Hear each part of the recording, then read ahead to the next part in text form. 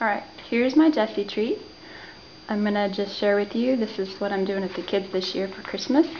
Every day of December, we go over a different aspect of history leading up to Christ. And the name comes from Isaiah 11. It says, "A shoot will come up from the stump of Jesse. From his roots a branch will bear fruit. The Spirit of the Lord will rest on him." And it's talking about Christ. So this is the Jesse tree, starting with creation. In the beginning, God created the world, and it was very good. And then the fall happened. Satan deceived Eve, and Eve deceived Adam. They fell into sin, and all of us are sinners because they sinned, and they're our parents. So then God regretted He made mankind because mankind became so sinful. But there was Noah and his family, and they loved God, so God protected them and the animals on the ark, and He made a covenant with Noah and said He would never flood the earth again. And that's what the rainbow symbolizes, is His promise. And then there's Abraham, the father of faith. God made a covenant with Abraham and said, "In him all the nations of the earth would be blessed. Make him a great nation." So the stars represent the amount of children he would have.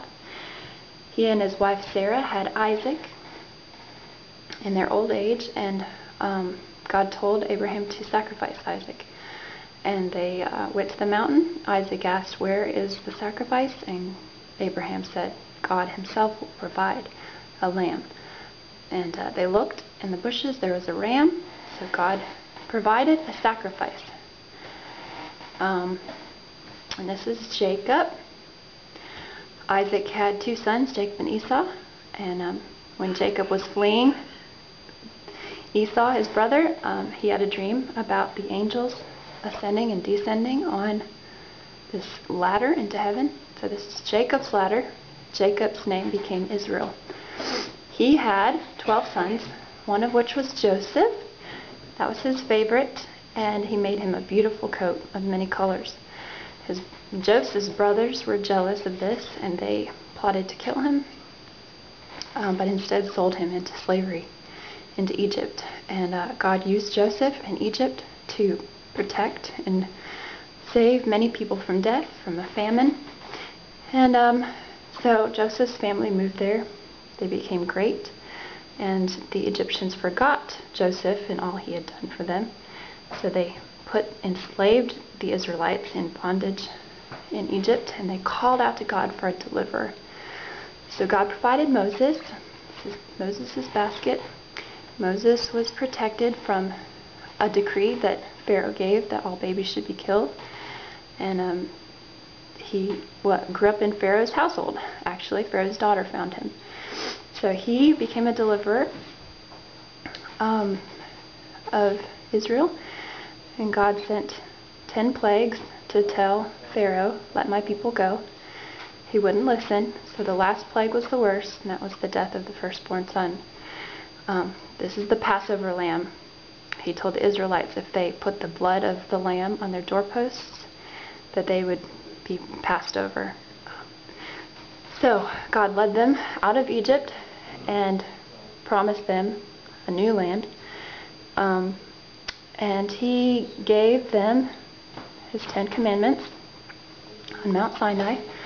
He also instituted a priesthood. Aaron became high priest. Aaron is Moses' brother. And these are 12 stones for the 12 tribes of Israel, or Jacob. Alright, then you've got Joshua and Jericho. They arrive at the promised land, and they take over one of the biggest cities, Jericho, by marching it around 7 times and blowing their trumpets. This is a flask of oil for Samuel as he anoints the first king of Israel, and that's Saul. And Saul is handsome, and the people like him, but God rejects him as king as he turns away from the Lord. And He replaces Saul with David. This is the slingshot for David and Goliath. David feared God. He was a good king, and God made a covenant with him that he would establish one of his descendants on a throne forever. So David had a son, Solomon, and Solomon was the wisest man. He asked for wisdom from God, and God gave it to him. And he built a temple for God. And it was beautiful. And then there were many evil kings after that, like Ahab, who challenged God and worshipped Baal. And this is for Elijah and the altar that he challenged Ahab with. And God burnt up the sacrifice and proved that he was God. This is the hot coal and tongs for Isaiah. And this is, he was a man of unclean lips. And so the angel came and touched his lips with hot coal and cleaned them. And Isaiah prophesied of a coming Messiah who would be pierced for our transgressions. And he told about a child that would be born to us in the city of David. And this is for Jeremiah, the prophet. He also prophesied of a new covenant to come. And he also told the Israelites that they were wicked and that God would destroy them. And he did. The Babylonians came and destroyed Jerusalem and took them away captive for many, many years. And then after that, there were 400 years of silence. And so this is what that symbolizes. They're waiting for the Messiah. And then an angel appears to Mary and tells her she's going to have a baby. And this baby would be the Messiah. So Joseph was betrothed to Mary, and he planned to put her away because he thought she was unfaithful. But an angel appeared to him too and said, don't be afraid to take her for your wife, because this is the Messiah and born of the Holy Spirit. So that's the end of my Jesse tree. Well, not really. Tomorrow, at the very top, will be baby Jesus, and he is the fulfillment of all these things. So it's such an exciting tradition that I'm starting with the kids, and I hope you've enjoyed listening a little bit about the history leading up to the coming of Christ.